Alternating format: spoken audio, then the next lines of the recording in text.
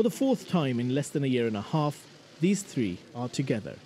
Russian President Vladimir Putin, Iranian President Hassan Ruhani, and Turkish President Recep Tayyip Erdoğan discussed Syria, what has already been achieved, and the way forward. We have taken important steps in advancing the political process, providing stability and maintaining a ceasefire and fighting against terrorism. We have preserved the spirit of the Astana peace process despite all the problems, dissidents and even some provocations. While we try to stop bloodshed in Syria, others try to keep fighting. The Astana platform has been the most successful enterprise in producing concrete solutions.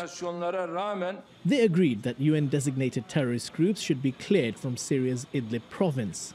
But that is proving problematic, with extremist groups recently gaining ground.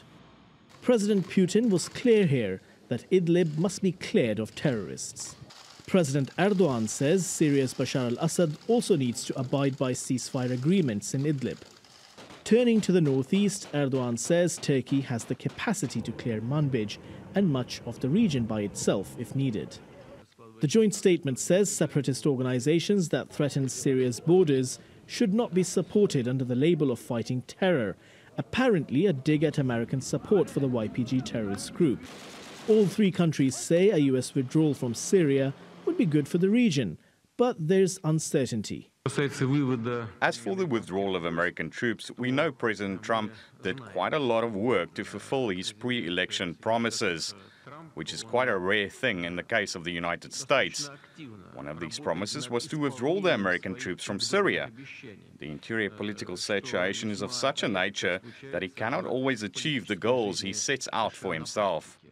But the Iranian president says the problem is not just about Donald Trump.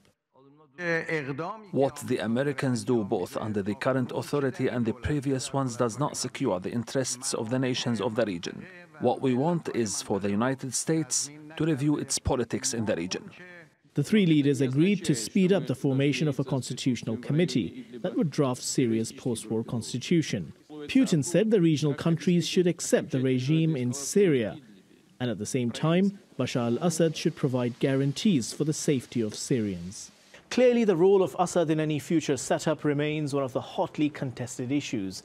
The three sides say mutual differences are no secret. But as President Erdoğan puts it, having crossed the sea, one should not end up drowning in a small stream. Hassan Abdullah, TRT World, Sochi, Russia.